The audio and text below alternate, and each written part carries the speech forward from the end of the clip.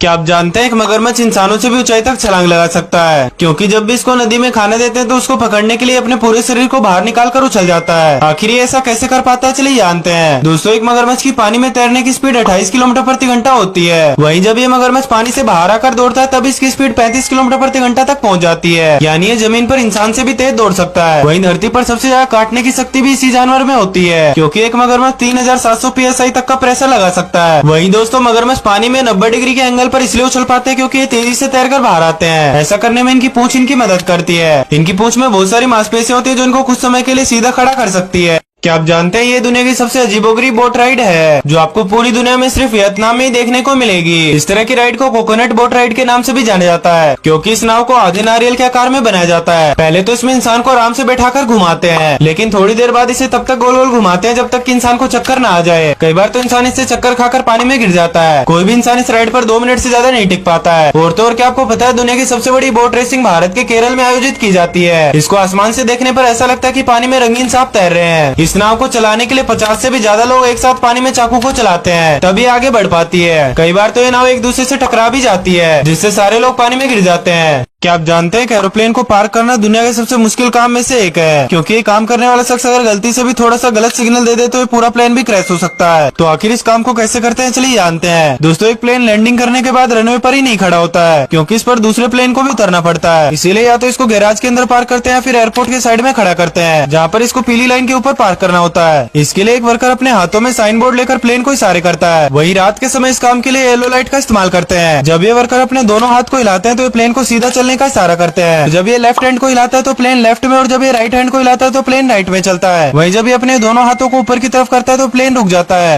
दोस्तों, क्या आप जानते हैं शिप को चलाना इतना आसान भी नहीं होता जितना आप सोचते हो। शिप के पायलट को समुद्र में कितनी भी तेज लहरें हो फिर भी रस्सी की मदद से इस पर चढ़ना होता है। इससे पायलट की जान को भी खतरा रहता है, क्योंकि पानी में गिरने से वो जहाज के इंजन की तरफ भी जा सकता है, जिससे उसके शरीर के टुकड़े टुकड़े हो जाएंगे। तो आखिर जहाज का पायलट अपनी जान को जोखिम में डालकर बार बार पानी में क्यों उतरता है, ये जहाज पर ही क्यों नहीं रहता, चलिए जानते हैं। दोस्तों, आपको बता दें, जहाज को चलाने वाले ड्राइवर को कप्तान या मास्टर कहा जाता है। वहीं एक बड़ा जहाज जब भी बंदरगाह पर आता है या इससे बाहर निकलता है तो हमेशा इसके पास एक छोटी नाव आती है। ये इसको खींचने के लिए नहीं आती, बल्कि इससे पायलट शिप पर चढ़ता है, क्योंकि इस पायलट को बंदरगाह क्षेत्र की अच्छे से जानकारी होती है। हर बड़े बंदरगाह पर अलग अलग पायलट शिप पर चढ़ते हैं। क्या आप जानते हैं कुछ लोग अपनी जान को दांव पर लगाकर पहाड़ों में बनी छोटी छोटी दरारों में घुसने का काम करते हैं। आपको देखकर लग रहा होगा कि ये इन दरारों के अंदर तो चले जाते हैं, लेकिन बाहर कैसे आते होंगे। अगर ये इसके अंदर फंस जाए तो क्या होगा। और तो और ये इनके अंदर किस काम के लिए जाते हैं, चलिए जानते हैं। दोस्तों, पहाड़ पर इस तरह की गुफा के अंदर जाने को केविंग या केव डाइविंग कहा जाता है। जब ये इस गुफा के अंदर जाते हैं तो पीछे से इनको एक सेफ्टी बेल्ट से बांध कर रखा जाता है। अगर ये किसी जगह पर अपने हाथ और पैर को नहीं हिला पाते तो इनको वापस खींच लिया जाता है। लेकिन कई बार ये दरार इतनी पतली हो जाती है कि इनको खींचकर भी बाहर नहीं निकाला जा सकता। इसी कारण हर साल 10 लोग गुफा में उल्टे फंसकर या दम घुटने से मारे जाते हैं, और आज तक इस काम में 80 लोगों से भी ज्यादा की मौत हो चुकी है। वहीं आपको जानकर हैरानी हुई कि ये लोग इस काम को अपनी जरूरत के लिए नहीं बल्कि रोमांच और मजे के लिए करते हैं। क्या आप जानते हैं जिस रेशम के धागे के आप कपड़े पहनते हो उसको छोटे छोटे कीड़ों की मदद से बनाया जाता है। ये एक छोटा सा कीड़ा 1 किलोमीटर तक मजबूत धागा बना सकता है, लेकिन इन रेशम के धागे के लिए इन कीड़ों को जिंदा ही पानी में उबालना पड़ता है, जिसकी वजह से मर जाते हैं। तो आखिर ये धागा इनको बिना नुकसान पहुंचाए क्यों नहीं बनाया जाता, चलिए जानते हैं। दोस्तों, इस धागे को बनाने के लिए सबसे पहले इन कीड़ों को एक बड़ी सी ट्रे में धूप में रखते हैं। उसके बाद कुछ ही दिनों में ये कीड़े अपने चारों तरफ कवच की तरह रेशम के धागे का गुच्छा बना लेते हैं, जिनको निकालकर अच्छे से पानी में उबालते हैं, जिससे रेशम के धागे जिस गोंद से चिपके रहते हैं वो छूट जाता है। फिर इनसे धागे निकालकर स्पिनिंग रील में भर लेते हैं। वहीं अगर इस कीड़े को ज्यादा दिन ऐसे ही छोड़ देंगे तो अपने आप कवच को तोड़कर बाहर आ जाएगा, जिससे बेकार और कम धागा प्राप्त होगा।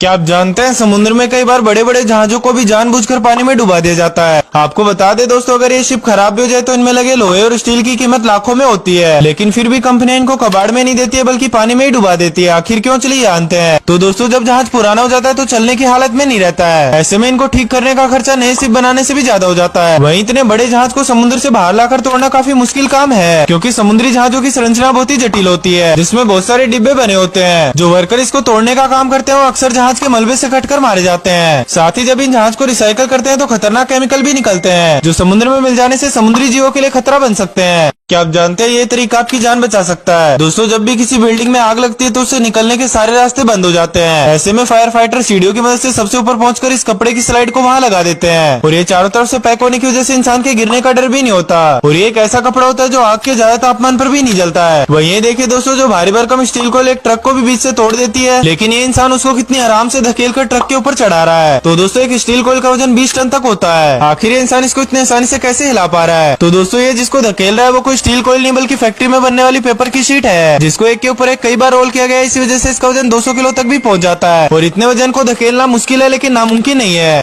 क्या आप जानते हैं जब से ड्रोन का इस्तेमाल खेती करने के लिए होने लगा है तब से हाथों से काम करने वाले लोगों की नौकरियां छिन गई है। ये ड्रोन हवा में उड़कर खाद और पानी का छिड़काव करते हैं जिससे फसल को नुकसान भी नहीं होता है। लेकिन इन ड्रोन में आखिर खाद और पानी को कहाँ रखा जाता है और ये बड़े ड्रोन आखिर कितना वजन लेकर उड़ सकते हैं, चलिए जानते हैं। दोस्तों इन फार्मिंग ड्रोन को बनाते समय इनके ऊपर के हिस्से में एक बॉक्स जैसी खाली जगह बनाई जाती है जिसमें खाद या पानी को भरा जाता है। ये बॉक्स पाइप के जरिए चारों कोनों से खाद का छिड़काव करता है। वहीं जो ड्रोन शादियों में इस्तेमाल होते हैं वो वजन उठाने के लिए नहीं बनाए जाते, लेकिन फार्मिंग ड्रोन आकार में भी बड़े होते हैं और इनमें ब्रशलेस मोटर का इस्तेमाल किया जाता है। ये मोटर 227 किलोग्राम से भी ज्यादा वजन उठा सकती है। अगर 3 इंसान इस ड्रोन से लटक जाए तो ये उनको भी आसानी से लेकर उड़ जाएगा। क्या आप जानते हैं ईरान में पेट्रोल इतना सस्ता है कि जितने में दिल्ली में 1 लीटर पेट्रोल मिलता है उतने में यहाँ 40 लीटर की टंकी फुल भरी जा सकती है। कई देशों में तो जमीन से इतना तेल निकलता है कि उसमें आग लगाकर छोड़ देते हैं जिससे यहाँ तेल की नदियां ना बहे। तो आखिर दुनिया में सबसे सस्ता पेट्रोल किस देश में और सबसे महंगा कहाँ मिलता है, चलिए जानते हैं। दोस्तों वेनेजुएला एक ऐसा देश है जहाँ घर घर में लोग पेट्रोल निकालते हैं क्योंकि यहाँ जमीन में बहुत ही कम गहराई पर तेल मिल जाता है। इसीलिए यहाँ 1 लीटर पेट्रोल के लिए 1 रुपए भी नहीं देना पड़ता, जिसकी कीमत महज 60 पैसे है। बल्कि यहाँ 1 लीटर पीने का पानी 35 रुपए में मिलता है। वहीं दुनिया का सबसे महंगा पेट्रोल हांगकांग में मिलता है क्योंकि यहाँ स्थानीय तेल रिफाइनरी बहुत कम है जिससे इनको सारा कच्चा तेल बाहर से ही आयात करना पड़ता है। इसीलिए यहाँ 1 लीटर पेट्रोल की कीमत 274 रुपए है। क्या आप जानते हैं छोटे ट्रक के टायर में कोई खराबी आने पर या पंचर होने पर इनको आसानी से ठीक करके बदला जा सकता है, लेकिन जो बड़े बड़े ट्रक माइनिंग में इस्तेमाल होते हैं जब उनके टायर पंचर हो जाते हैं तो इनको कैसे बदला जाता होगा, चलिए जानते हैं। दोस्तों आपको बता दें जो ट्रक खदानों में काम करते हैं उनके हर टायर की ऊंचाई 13 फीट तक होती है जो किसी इंसान से 2 गुना बड़े होते हैं। वहीं से एक टायर में 5000 किलो से भी ज्यादा वजन हो सकता है जिसको एक इंसान के लिए उठा पाना तो दूर घुमा पाना भी बहुत ही मुश्किल होता है। तो ऐसे में जब ये खराब हो जाते हैं तो इनको उठाकर कैसे बदला जाता है। दोस्तों इनको बदलने के लिए सबसे पहले हाइड्रोलिक जैक मशीन से टायर को ऊपर उठाते हैं। इसके बाद वर्कर सीढ़ियों से चढ़कर टायर के नट बोल्ट को खोलते हैं। अब टायर को बाहर निकालने के लिए भी फोर्कलिफ्ट मशीन का इस्तेमाल करते हैं। ये मशीन टायर को उठाकर दोबारा नए टायर को उसी जगह पर लगा भी देती है। क्या आप जानते हैं जिस तरह आप चांदी के वर्क वाली मिठाई खाते हैं उसी तरह अंबानी जैसे बड़े लोग सोने के वर्क वाली मिठाई खाते हैं, लेकिन कई लोगों का मानना है कि सोने चांदी के वर्क वाली मिठाइयों को चमड़े के अंदर रखकर बनाया जाता है। अगर ये सच है तो ऐसा क्यों किया जाता है, चलिए जानते हैं। दोस्तों सोने चांदी को एक कागज से भी पतला बनाने में काफी मेहनत लगती है। इनको सबसे पहले मशीन में डालकर एक पतली शीट तैयार की जाती है। आपको बता दें 10 ग्राम सोने से ऐसे 150 वर्क तैयार किए जा सकते हैं, जिसके लिए इनके छोटे छोटे टुकड़ों को 4 से 6 घंटे तक लगातार कूटना पड़ता है। और इनको जिस शीट के अंदर रखकर कूटा जाता है वो अंदर बाहर सभी जगह से चमड़े से बनी होती है। ऐसा इसलिए किया जाता है क्योंकि कागज या प्लास्टिक जैसी चीज को 6 घंटे तक हथौड़े से कूटा जाएगा तो वो फट जाएंगे, लेकिन चमड़े को सालों तक भी इस तरह कूटने से खराब नहीं होता है।